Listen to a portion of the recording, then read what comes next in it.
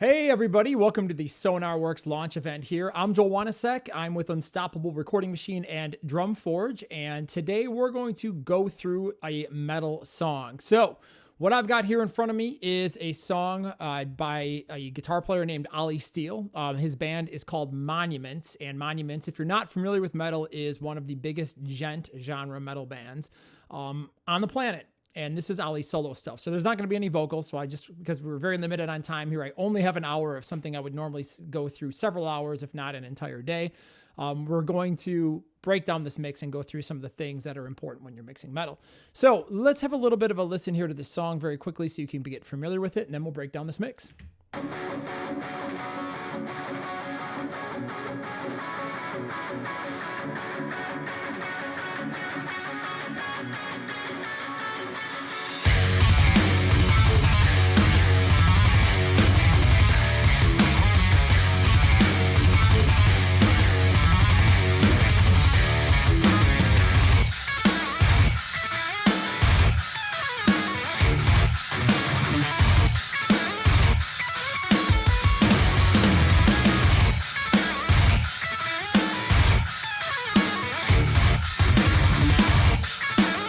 All right, so you've got a pretty decent idea what kind of song it is. It's just instrumental. There's rhythm guitars, there's drums, there's bass, there's a couple of different lead guitars in different parts of the song and solos and things like that.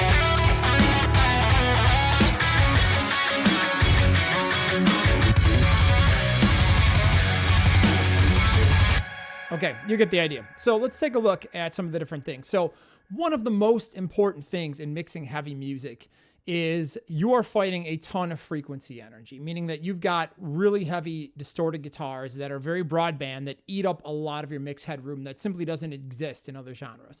And getting heavy guitars and drums in this genre is like one of the hardest things to get in just, I think, mixing in general, and anybody who's mixed metal knows exactly what I'm talking about. It is one of the most difficult genres to mix because the amount of time it takes to get the types of tones, I mean, it's just very, very, very passionate. It's not like you're just going through and picking a sample and throwing together a loop and, fader balancing a couple of things, a little bit of EQ and compression. It gets really, really, really, really intense and very complicated.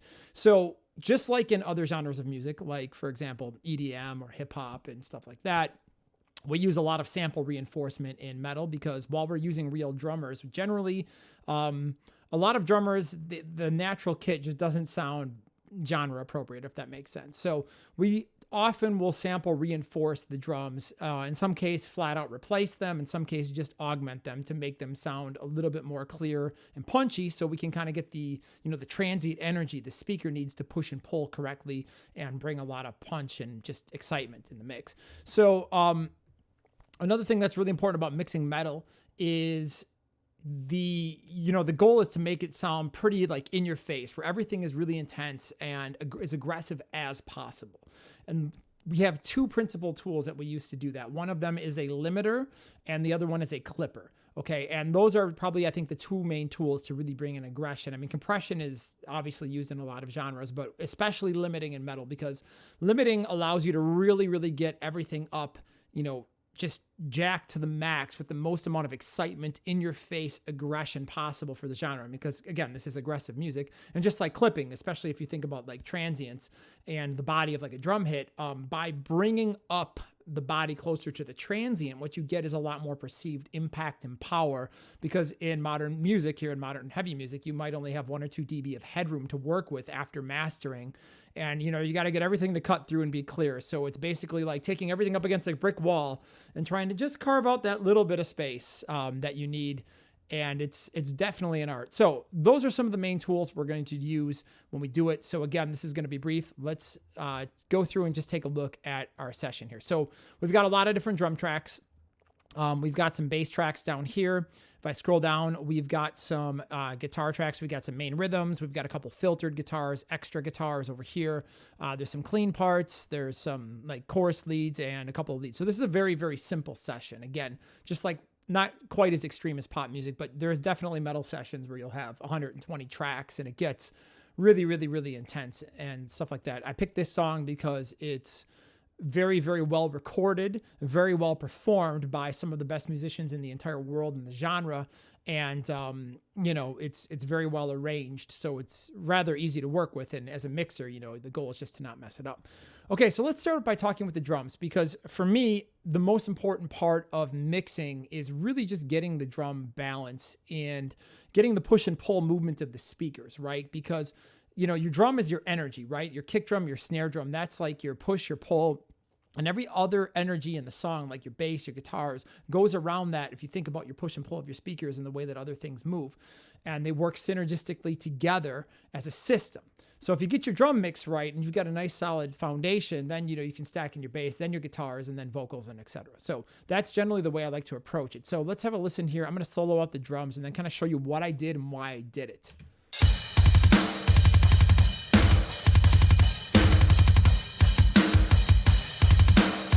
So you'll notice right away, I've got a kick sample, I've got a snare sample, I've got another snare sample, I've got a ghost note sample in here. I have the actual snare drum that I'm using. I've got some like reverse effects.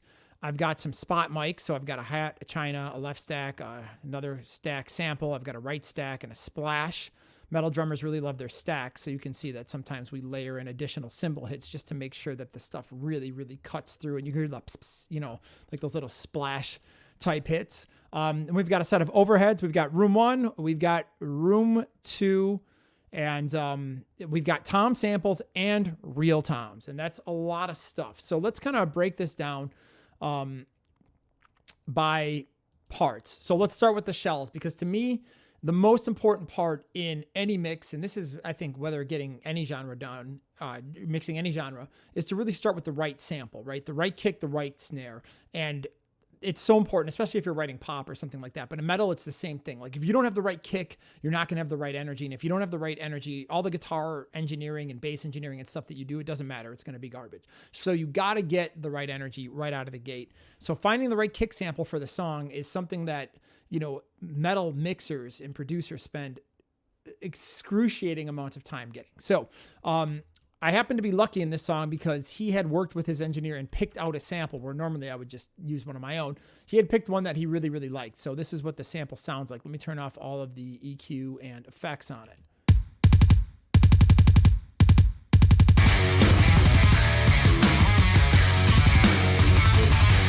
Now, obviously, it needed a little bit of work to finish the rest of the mix, fit in the rest of the mix. And then I have a snare top here where I'm using the real mic.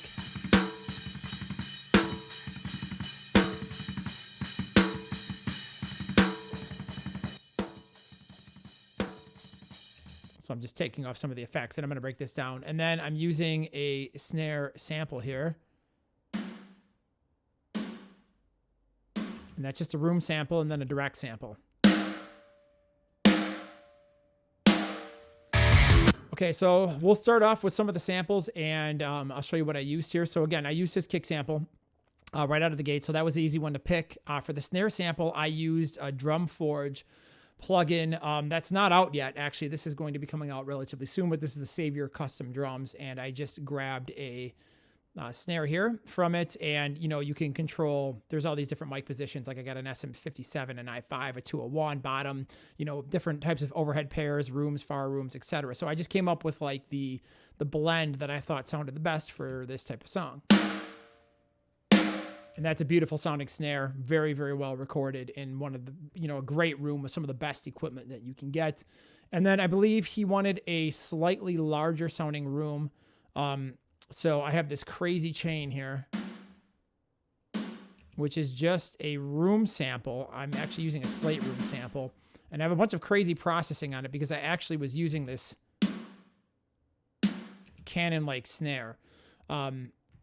So normally I wouldn't go so crazy on a room, but basically, like I said, I had brought in a snare and I had layered it together, and then the artist had changed his mind on the snare sound afterwards. So normally I wouldn't do a crazy chain like this, but essentially I can go through it pretty quick, but I don't think it's super relevant to the mix because it's only a room sample, which is very quietly in there. But I've got DF Excite. I'm adding a bunch of harmonic excitement just to make it a little bit more, a little brighter. So it sounds like, turn all this stuff off.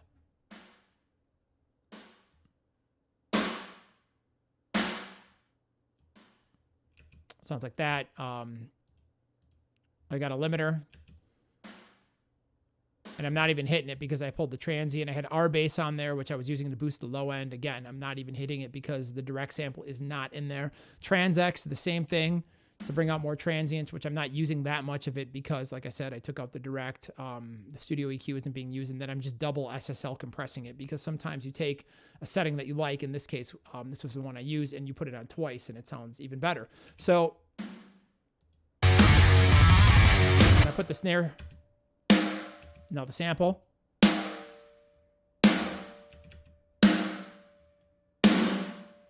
Can you hear how it just adds extra ambient? So we didn't have it super loud in the mix. He just wanted a little bit more room on it in certain parts of the song. So that was something I added in post.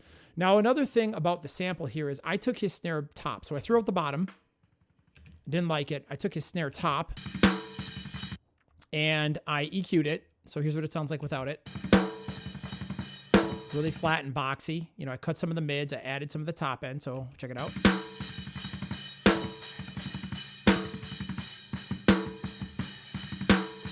Sounds much more like a snare. Now I've got FabFilter Pro MB.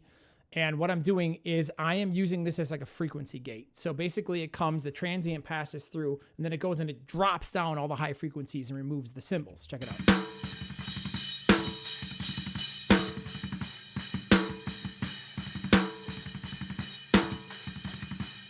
So only when the snare hits, you know, on the crack, it triggers it. And then, you know, I've got my range set here, fast attack, pretty quick release, and that's what I'm using. And frequency-wise, it is triggered to the body of the snare.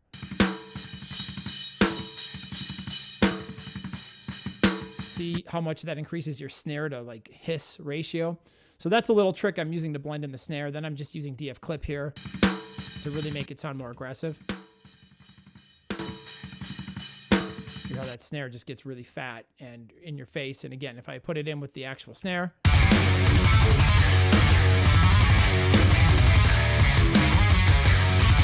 it just adds a little bit of realism and blend where I've got it probably, it's kind of loud. I would say maybe 50-50 with the snare sample, and it adds some of the dynamics back into it. But at the same time, I'm getting that just rock solid consistency that you need in a song like that. Okay. Other notable, interesting parts. We have a ghost note sample in here because there's a lot of ghost notes in a couple of parts. Check this out.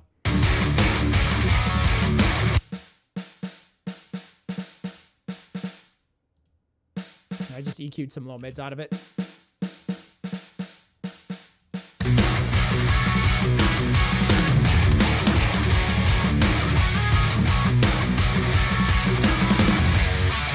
Gent drummers just love their ghost notes. It's just a big thing. So you got to really make them come out. So sometimes you sample them. I've done some crazy stuff, not in this mix, but with like track spacer where, you know, you can have like the snare track literally cut itself out, but then bring the ghost notes up and things like that. So there's a lot of different techniques that we use to get them to come out. But in this case, the drummer provided a sample. And it made it perfect because now I have a very clean track. It's not always the case. Okay, so let's take a look at the kick drum real quick. What kind of processing that we've got on that. So again, the snare sample that I use is so well recorded. There's nothing additional on it. It's just a teeny bit of top end I pulled off in the EQ and a little bit of clipping just to make it more aggressive and in your face. I'll show you real quick. Just brings it more up in your face, which is super important. Okay, the kick drum. So the kick drum, he provided a lot of stuff. I got two plugins here. I got one called Drum Flex by Drumforge, and I have this EQ. So let's take a look at the EQ.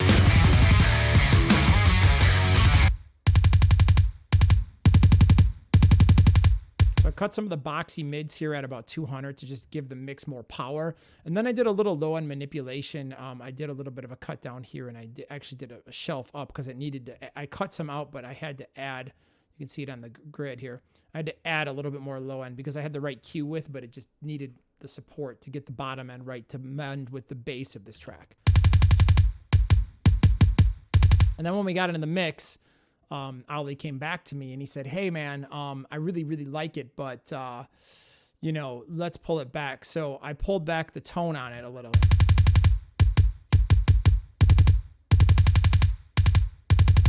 just to make it a little bit darker, because this is like a parallel EQ here in this section, and it's got a bunch of, you know, things to make your drum sound better and kind of give them that extra 10%. So I kind of pulled back the kick and made it a little bit darker.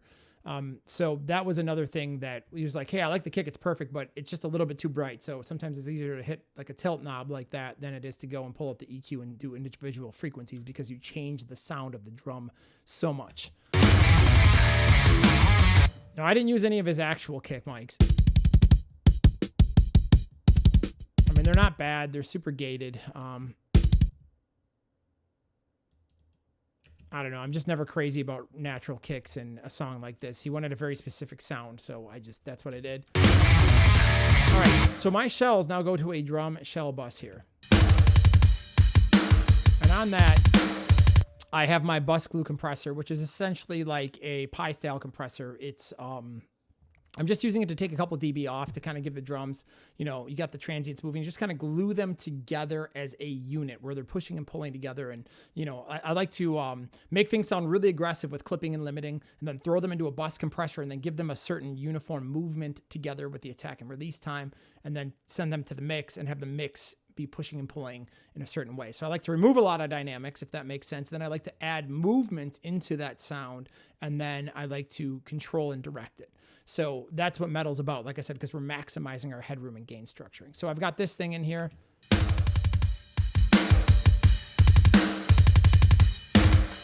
little bit of bus compression, and then again, more clipping. The reason I'm clipping my drums so hot is if I go to my master over here and I turn off all of this mastering nonsense here, and just solo the drums, the shells, you'll see that I got plenty of headroom up here. Okay, there's lots and lots of headroom for me to work with here on the mix, and you can see I'm pulling down the gain by minus 10 dB on the pre-gain here before, because I always mix into a mastering chain to save time and energy, and I like to have my drums hitting at a certain range, because then, you know, when I'm mixing songs and I have templates set up with gain structuring, I can have it hitting, because I don't like to move my faders around a lot, because for me it's easier to make an adjustment here from like say 0 to 1 or 0 to +3, as opposed to go from minus 18, you know, 13 to minus 15 or whatever. So I try to keep my faders closer to unity in my mixes, and I gain structure a lot with plugins and limiters and stuff like that. So that's a big thing for me when I'm mixing, is I want to get my drum level to come in with a certain threshold, so then I can build the rest of the mix up around that and kind of like set my master compressor. So if we take our drum mix, let's run that into our compressor, and I have a little, I'll turn off the mastering limiter, and that hits my 2-bus chain. You'll notice I'm outputting at about -6, and that's exactly how I have my mixes gain structured. Again, I have a template that does this for me, but I'm just using my own JST JW bus glue mix compressor here, which is an SSL. I've got this no small time button, which has got some like bass subharmonic synthesis stuff built in. It's got some MSEQ. It's got some saturation, Shadow Hills inspired transformers, and it's, you know, check it out.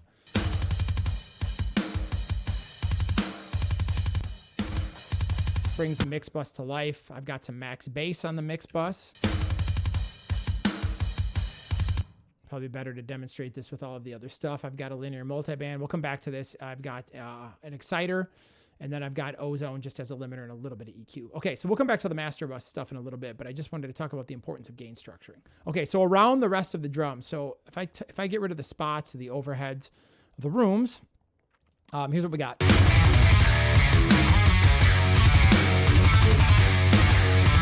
This shells, bass, guitar. Okay, so in general, I usually start with getting a good overhead sound, and here is what we have on the overheads. Let's mute everything, get rid of it.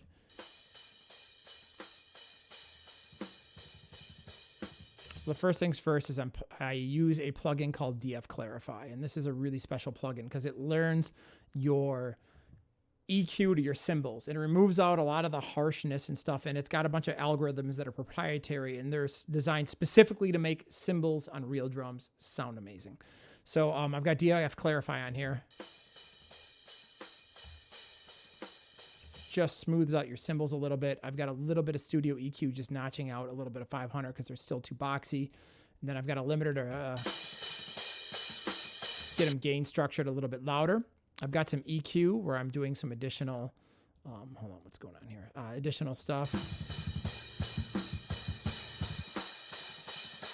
Got a high pass filter. I'm not using a lot of the low end because I'm going to get it from the room mics. I'm cutting out a little 500 and then cutting out some more upper harsh stuff. See how smooth that sounds?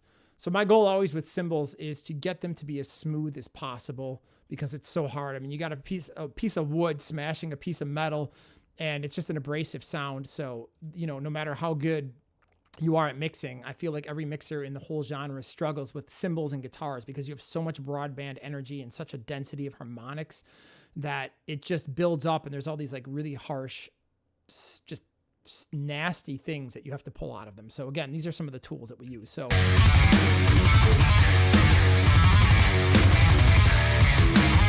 the cymbals are in there. It sounds better, but they sound a little disconnected. Well, now we bring in the room mics, and that's what's going to bring it all together. So room one, what do we got here?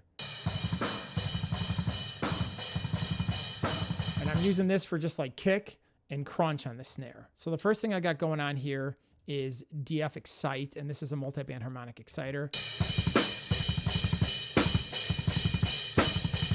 Just adds a little bit more crunch. I'm throwing a limiter on here.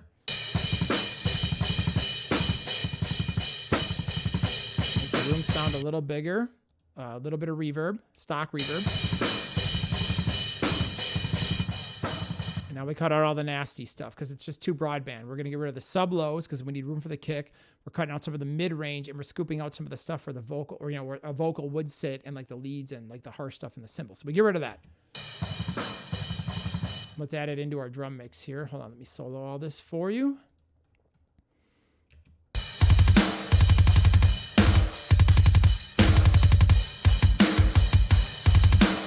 Just hear how much more depth that adds to the mix. Now, let's take a look at our next set of rooms. All right, so our next set of rooms here are, this is kind of crazy.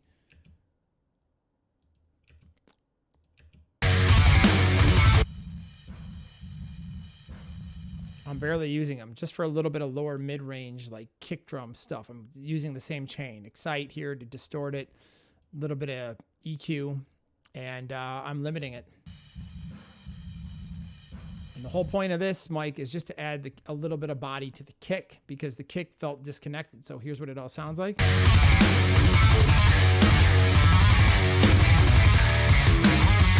Cut the rooms, the cymbals sound disconnected. Put the rooms back in.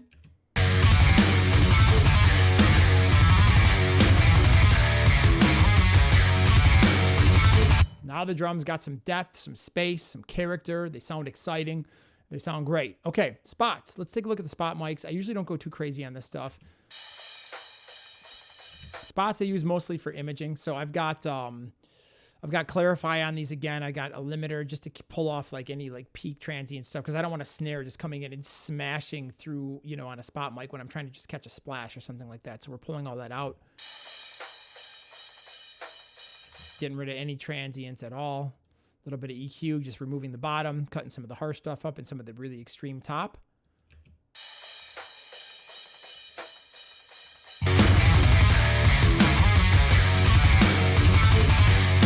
Again, those are just there to kind of enhance some of the parts, like for example, right here. You got those little splashes at the spots. Much cleaner, much better. Happy drummer. All right, let's go take a look at the toms. Now, I've got a combination of samples and real toms here that are strip silenced. So check it out. Here's what the real toms sound like. Pretty ridiculous because they just cut off, but hold on, let me just find a fill. And I'm just using these really for like transient and stuff. So on each tom, I kind of just EQ'd. I've got the Pro MB thing, just like the snare where it's pulling down the stuff. I've got this API compressor on it. Medium attack, crazy ratio, a faster release just to kind of give it, you know, a little bit more up in your face. I've got Trans-X on it to just bring the transients out. Let me pull it off. Here's what it sounds like. Just to make them really clicky and smacky. And then I'm running all my toms to a toms bus in which I'm EQing them all as a whole. So I'm pulling out some low mids, and adding a little bit of top so they don't sound boxy, and then adding some clip to make them a little bit more aggressive. So if I get rid of the samples and put the real toms in, here's what they sound like. Pretty badass, you know, but it's still not there. So we bring in these samples. And I'm just using A.L. Levy Drumforge expansion pack in Contact, which will be probably in a sampler at some point in the future. These are great sounding toms. This isn't for sale or around anymore, but these are some just amazing metal toms, and I'm using them to blend in, check it out, with the real ones, which I've muted. Together. There we go. It's got some beautiful body and depth. Check it out.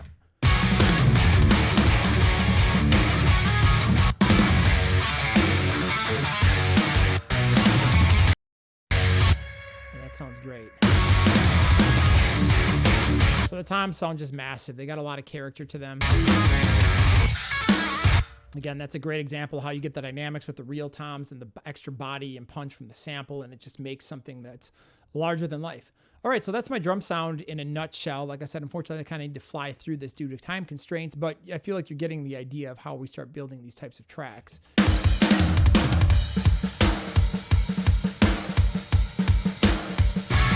Everything is really punchy and clean. All right, so let's go move down to the bass.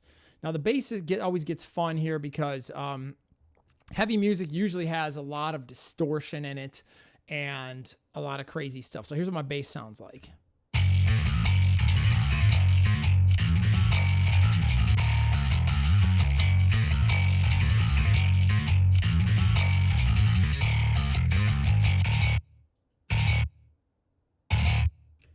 Pretty nasty. If I were to like get rid of all of the stuff on it, let me just show you what the DI sounds like. Something like this. So obviously to be able to get it to something like that, to something that sounds like really disgusting and heavy, we got to do some work. Okay, so let's start out with the first part of the bass here.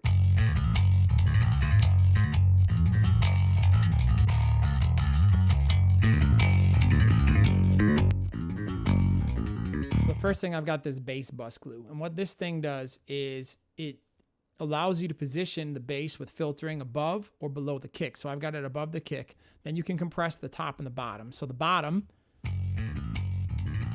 I am absolutely murdering the bottom end of this bass so it doesn't move, because there's a lot of blah, blah, blah, blah, blah, blah, blah. You know, the bass is just bouncing all over the place, and I want the low end to be literally a flat line, because I want to control it later on the master bus with the master bus compressor in terms of energy. And what I don't want is the bass just like, if he goes up and plays high or goes down and plays low, I want the same kind of bottom end no matter what note the bass player is paying. So I just crush it. I mean, I'm literally 30 dB threshold here. Yeah, like 18 dB of compression on the bottom. Let's take a look at the top. Not really compressing that. And then I've got a little bit of distortion.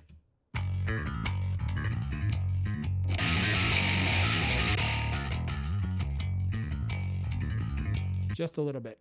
Next thing I'm doing is I'm compressing that as a whole, or I should say limiting it.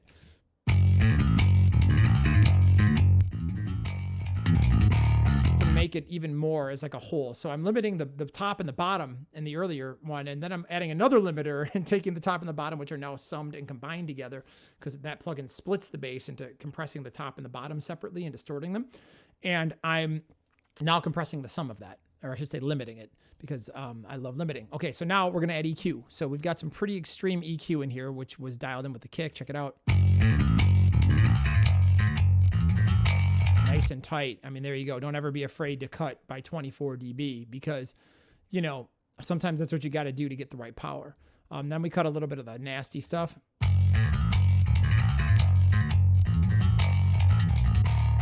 A little bit of the honk out of the top. So if I just put that in this mix, I'm sorry, I should have mentioned, it goes to a yet another channel here where I've got a studio EQ where I'm adding a little bit of top.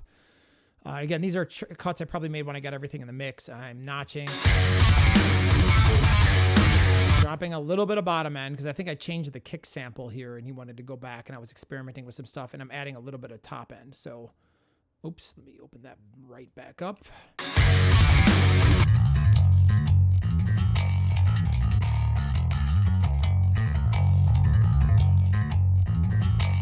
sometimes you get stuff sounding pretty good, but you need to put the frequency in a certain spot in the spectrum because like the guitar is eating this up and you want the bass here and the top of the kick here. And you want everything to kind of fit linear, like a puzzle pieces where they lock really, really, really tight. So I spend a lot of time moving the top end of certain instruments around so I can lock that piece of puzzle together and, get them. So I have 2.27K boosted here on the top end of the bass, but, in another mix, this could be 1.3, it could be 5, it could be 10K. It just depends on the tuning of the song and the bass and stuff like that. Okay, so that's what my bass sounds like without more clank on it.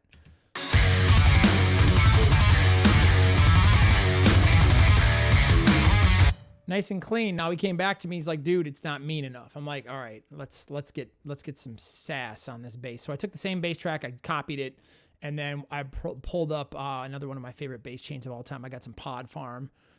Long live Pod Farm, the greatest, most hated, and made fun of Ansip of all time.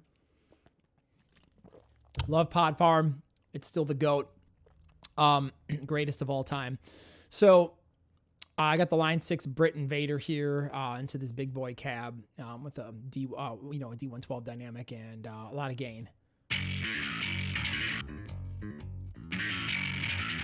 Everything cranked all the way up because that's just the way to do it. Now I got this REQ here, and I'm just basically using this. I'm removing all the frequencies below about 800 hertz-ish, depending on the slope of the roll-off here. And I'm just basically adding grit onto the signal. So we're not using any bass. Check it out. Just the clanky, clackety part of the bass. I'm limiting the crap out of it on the top. Well, maybe just a little bit. Normally, I'm like this. And then pulling out some of the harsh stuff. Now, put it together.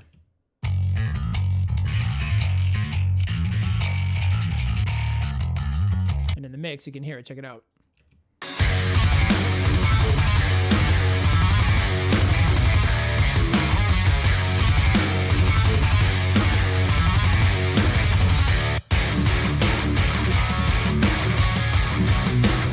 Muted, it feels like something's missing. It's just missing some of the top end aggression. I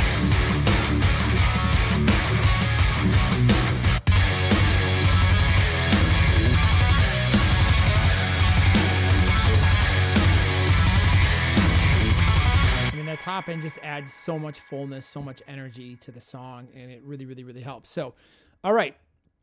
Let's keep moving on here into guitars because the clock is ticking and I'm just keeping an eye on the time. All right, so let's take a look at our guitars now. So these guitars right out of the gate sounded pretty dope. I was really, really excited about how they were turned in because Ollie is very particular on his guitar tones, and very rarely does he send me something where I'm like, that needs a lot of work. Here's his raw sound.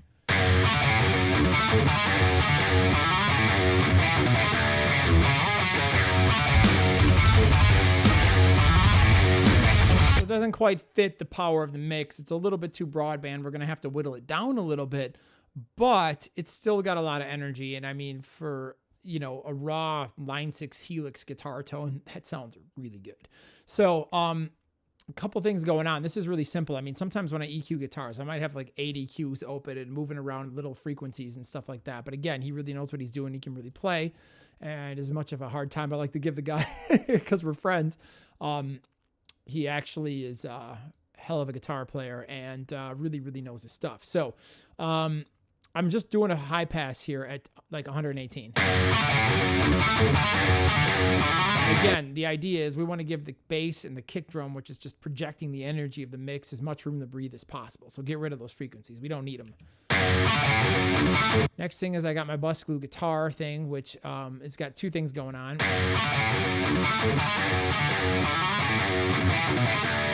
Just a limiter to catch any like chuggy peaks, so I'm not really hitting it hard, but I've got this Chug Slayer on, which is kind of like a multi-band compressor on the lower mids that kind of activates anytime you get a whoom, whoom, whoom on a palm mute with the guitar, so it goes whoom, and instead of spiking up, the thing comes in and just goes and pops it down and keeps your guitar chugs. It slays them and keeps them nice and even. From there, I felt like it needed a little bit of EQ, so let me put it in the mix.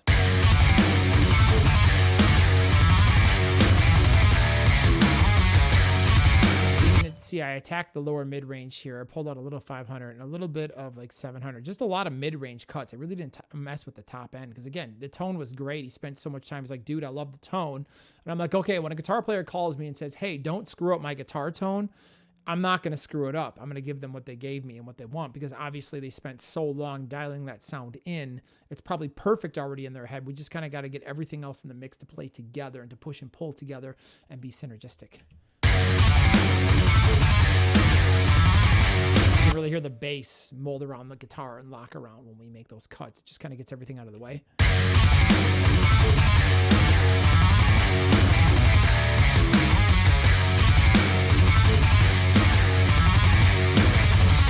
I think it's important also to say, for anybody out there who's kind of like a beginner, who hasn't really been mixing for that long, it's really important that you understand that your hearing kind of works in levels. And a good way to think about it is, you know, you're going to start mixing, right? The best way to get better at mixing is to mix a lot of songs fast, because when you like mix one song, you're solving one set of problems. So if you spend all month working on one metal song, what's going to happen is you're going to really just be in a position where you've only solved one set of problems. You only figured out one solution to the math problem. So if you mix 30 songs in a month, and, you know, maybe you don't spend as long on them, but you're going to learn a lot faster because now you've solved 30 problems. So the way that your hearing works, it's like steps. Like you're going, you're struggling, and then all of a sudden one day you're like, wow, I had a major jump. I can just hear better. Like I can hear 700 hertz. It's in everything. I'm going to cut that out. I'm going to cut that out. I'm going to add some here. You become really sensitive. And then you mix for a while and you don't feel like you're getting any better.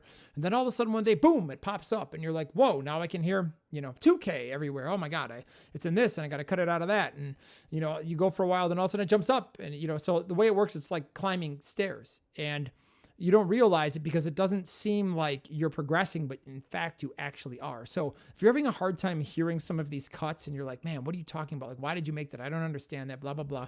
Don't stress out about it. Like I said, I don't have enough time to really dive into like, you know, the methodology of all this stuff and go that kind of deep. Again, that's what Nail the Mix is for and things like that. But it's more important for you to understand from a macro point of view, the big picture that, you know, my ear, I have a process, you know, LDFC. I just listen to a sound. I diagnose what the problems are. I fix them and I compare them. So when I listen to this, okay, I'm like, I just hear it sounds a little boxy. It needs to be a little bit more clear. So I get out the EQ and I just start grabbing stuff and I move around until I find a frequency that I like. In this case, see, this tightens it up. This takes out some of the boxiness. You put that in the mix.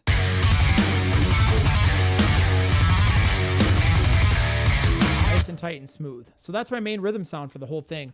We got this cool little filter in the beginning. Let's have a listen.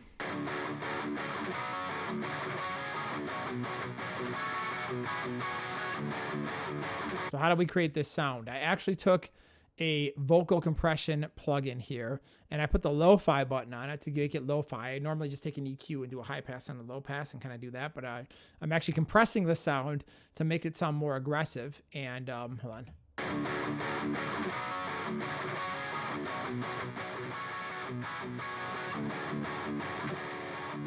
Just gives it a little bit more grit and attitude. And then I've got some additional top EQ that I pulled off. So it's smooth on the ears because that's kind of harsh and nasty. So I had to pull these frequencies out. And now it sounds just nice and lo-fi.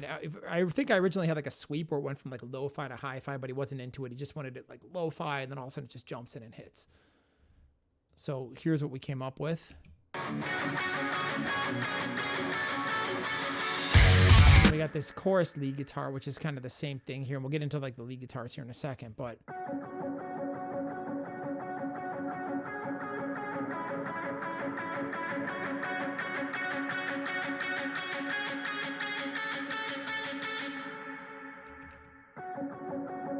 you can watch the low pass filter here move and as it gets automated up.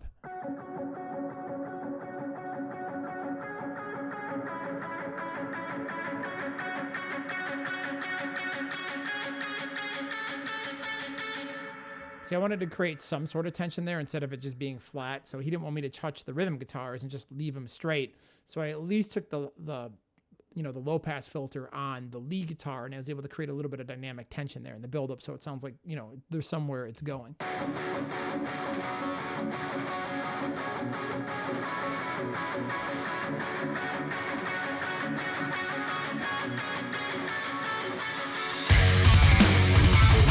And then it comes in and it starts jamming. Okay, so let's take a look at some of the other stuff. We've got some cleans here. What do we got here? What's cool about my life is I have an assistant who's hiding back there. And he does a lot of my guitar tones for it because, again, you know, in a business like this, I think it's important to specialize, meaning to find things that you're really, really good at and focus on those things. So he's really, really great at guitar tones. I'm not. I'm good at mixing them, but I really struggle at sitting there and tweaking them. So I never like make my own tones. I hate it. It just absolutely drives me nuts because I can never find anything that I like. But when I'm given some options, then I'm kind of like, I like this, and let me just make this a little adjustment. So it's kind of weird how that works, but that's how my brain works with this stuff. So we've got some clean tones that were provided. Let's see what the man did here. Pull off all the stuff. A lot of sauce on this.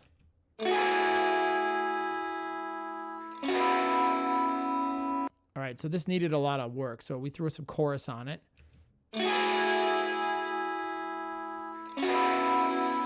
Just to make it wide and cool. A little bit of H delay. That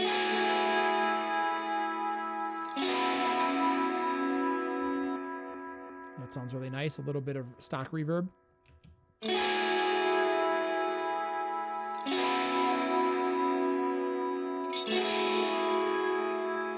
lot of EQ.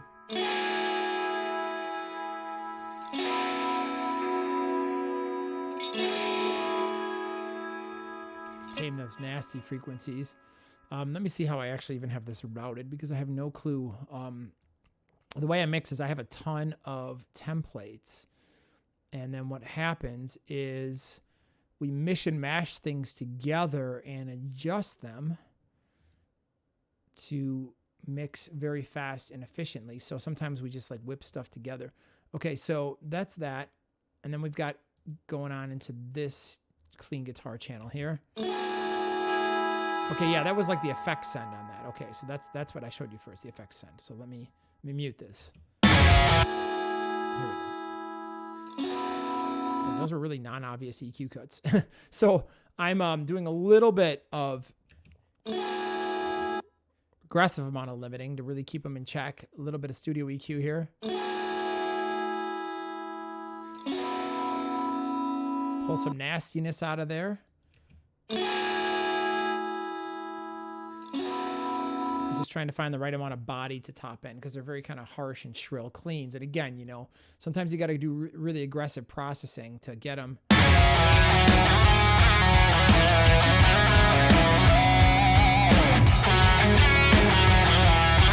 that sound, right? Because again, you know, sometimes they work on the tones. In that case, I disagreed with them on the clean tone, and I felt like it needed a lot of work to get it to where we needed it to go.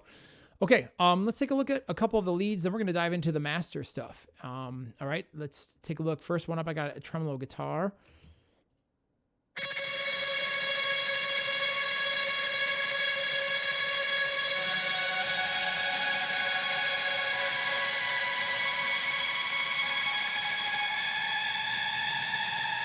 I'm just looking how we've got this set up.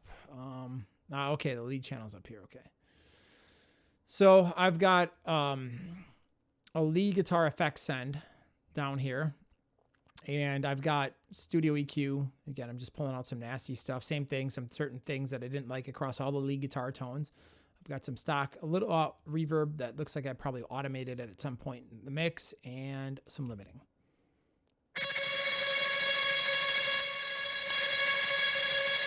And then if you add the send, this is where this kind of gets cool.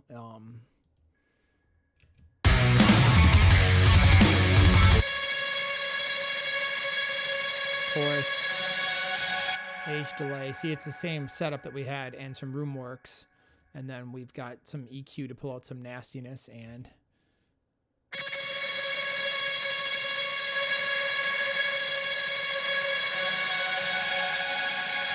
it's a pretty epic, cool sound. So all of the lead guitars are going through that to some degree. We've got like a chorus lead over here. So same effects. but I'm using a little bit of different studio EQ. I'm using a little bit of SSL comp to make everything come a little bit closer. A little bit of drum flex here again. I'm just using the tilt EQ. A little bit darker. I'm EQing some top end, pulling up some nastiness. Here's what it sounds like uneq'd.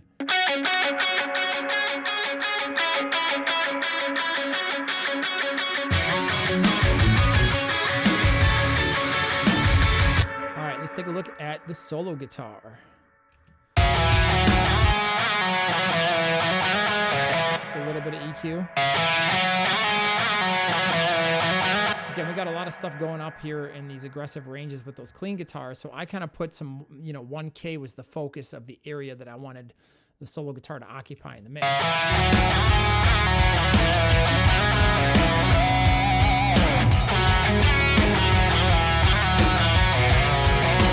We've got some automation and we're running some extra reverb and less or more effects. And, there's some things like that. Not super critical, but, just understand that there's little tweaks where you're like, oh, the effects send I'm using here, I want to turn this down, but I want to add in this extra reverb, or I want to change the delay, or, having your templates set up in a way that allows you to do that quickly is a very, very important part of mixing. Okay, the only other thing that we really have in this mix, then we'll dive into some of the master bus processing. I think we got like a radio guitar here. Let's take a look at this, similar to what we did earlier. Same thing. We've got some extra rhythms here. Let's take a look at these. Yeah, I mean, they're just routed.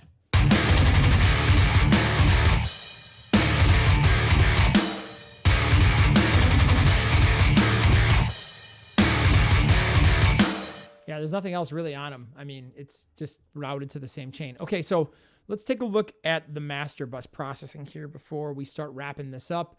I've got a couple of different things going on. So like I said, if I turn off all of this fancy stuff over here, here's what you got. Put my bus compressor on, hitting -6. Now I'm going to add a little bit of max bass to it. I'll keep the master limiter on.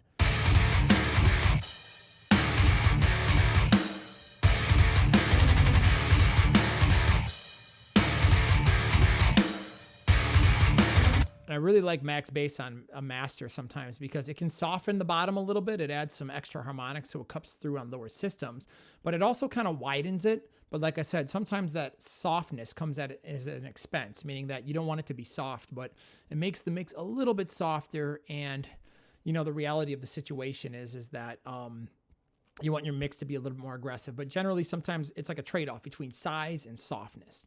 So I really like a little bit of this on the mix sometimes, and sometimes I don't, but most of the time it usually ends up.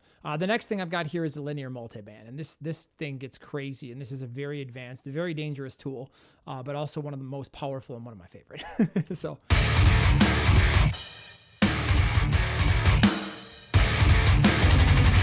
I want you to think about this is if you look at the screen, you'll see that you have all these crossover points. This is like a dynamic EQ in a way that it's set up. So I usually come in and I turn it on, bring the range, all the way down because it usually starts out like this. So I can get really aggressive with it. And that's how much you're compressing different bands and different parts of your mix. So what I like about this is once you get your attack and release times set up correctly, this is like a dynamic EQ, so it kind of compresses your whole mix, and if there's too much mid-range that pops up when a vocal comes in or a lead guitar, it's going to compress it down a little bit to kind of keep the same EQ curve across the entire song. Just like if there's too much top end, too much bottom end on like a double kick part or something like that. I love this thing. It's so amazing. It's a very hard plugin to learn, but when you learn it, it's great. So check out the bottom here. Let's find a less dense part.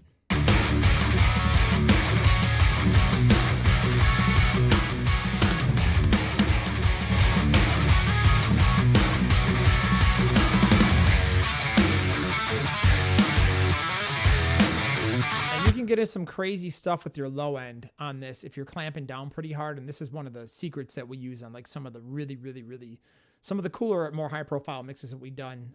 Like there was one mix in particular I'm thinking of that did very, very well, something that Joey Sturgis and I worked together on. And a lot of people really love that mix. And one of the big secrets on that mix was the attack setting we had on the lower mid band, because it did this crazy thing to the bass and the way that it sits. So you can like tighten the attack on your lower mids, for example, on the compressor and get a totally different mix. Listen to this.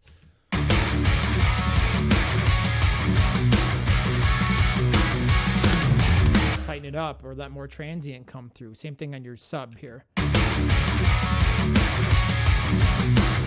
You know how it's kind of boomy and it's not as controlled?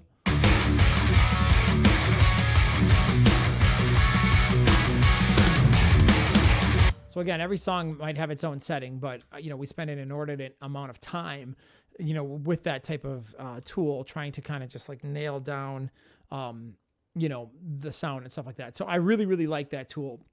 It's super powerful, super dangerous. You can really mess up your mix, or you can really make it come to life. But the most important part of it is that it acts like a dynamic EQ in a way that, as a part might have more kick drum here, or, it keeps it in check. And then all of a sudden there's more mid-range here in this part in the solo, and it keeps that in check. Or, there's a really high screechy part that comes up over here, or a weird cymbal. It'll bring that down a little bit, and it kind of just keeps the curve of your master in a nice way. The other thing here I've got is Excite, and I'm just using like, a point, 2, 1, 2, 2, 3. This is just a harmonic exciter here, and it just adds a little bit of like, we're mixing in the box and it's digital, so let's give it a little bit more character.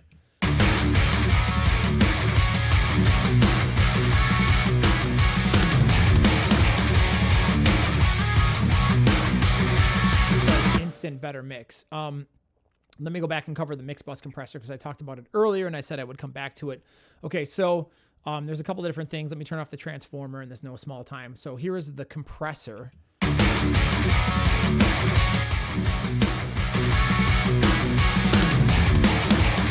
Like I said, I'm taking the whole mix and just giving it the right amount of movement. Now, these I used to have some really, really expensive outboard. Like I had like a $9,000 1 of 50 all class A, the red version of the Shadow Hills mastering compressor. That thing was a beautiful, amazing piece of hardware. And when I made these plugins, I was like, man, I want that sound. So we modeled the transformer. So it's got the iron, the steel, and the nickel.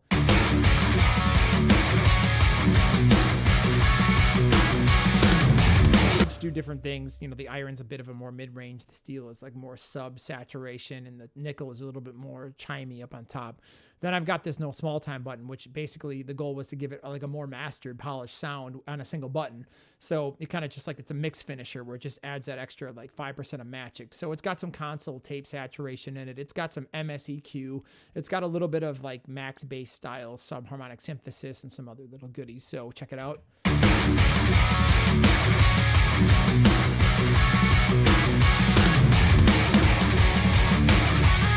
I love it because it just widens the mix. It just glues everything together a little bit more and just makes everything better. So that's pretty much the chain. Then I'm just taking ozone and I'm using the maximizer and just, limiting it up. The only other thing here that I've got is I've got a little bit of mastering EQ. So here's what it sounds like with it turned off.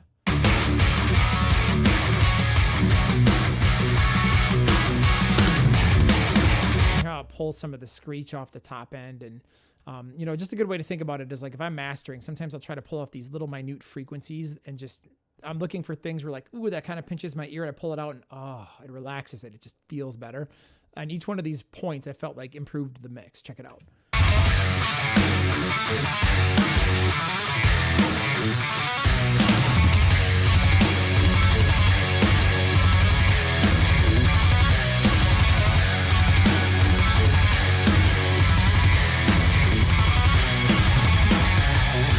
If you struggle to hear that, don't worry. Like I said, if you've been mixing for, almost 2 decades at this point, like I have, you're definitely going to hear subtle things like this. But if you're struggling to hear it, don't worry so much about it. Like I said, it's like stair steps. It will come. Just keep mixing more songs faster.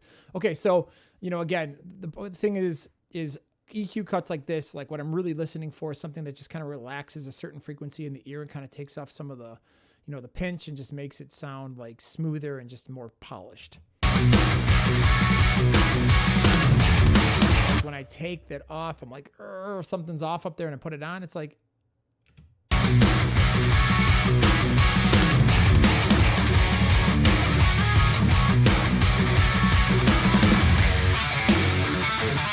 polishes it off. All right, let's listen to this whole song here mixed. Well, maybe not the whole song, but let's just listen to a little bit of this here, and you can see what it is. And yeah, I mean, that's about all I really have time for. So then we'll wrap it up.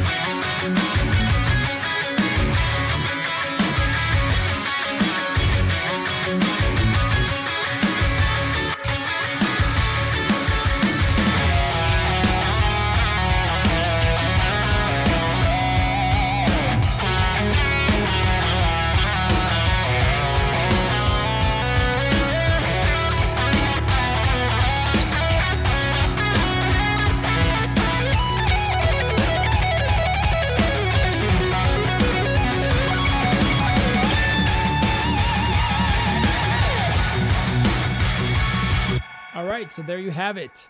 Thank you so much. If you would like to learn how to mix heavy music, I can't think of a better place on the planet other than urm.academy. You can go to nailthemix.com/sign up. Every month, like I said, at Nail the Mix, we bring in a new mixer and a new band, and we've had some of the biggest bands on the planet in the genre, like Bring Me the Horizon and Machine Head, and I mean, just go look at the roster. We've been doing this for 6 years. It's incredible, and some of the just most amazing people in mixers, and some of the most talented people like Machine or Tom Lord Algae, or just so many gifted, incredible mixers who have come on and just shared their skills and shown all their tricks and stuff like that. When you sign up for Nail the Mix, you not only get the monthly, the month that we're working on, but you also get what's called Mix Lab, which are like bite-sized 5-minute tutorials to solve specific problems. You also get access to Portfolio Builder, which allows you to basically get songs that you can practice on and use in your own portfolio. If you want to go up a level of subscription, we have Enhance, which is like the deepest dive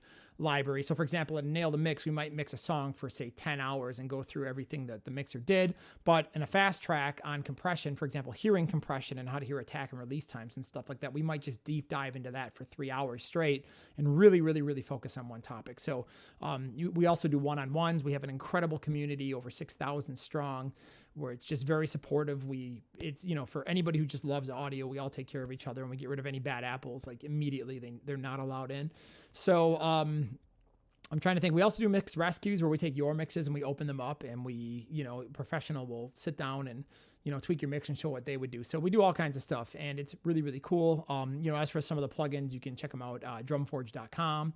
Also, the ones that I have, my Bus Clue stuff, would be joeysturgistones.com. So thank you so much. I hope you enjoyed this very brief and quick tutorial on what goes into some of the stuff in mixing metal. I'm Joel Wanasek, and have a great rest of your day. Thank you.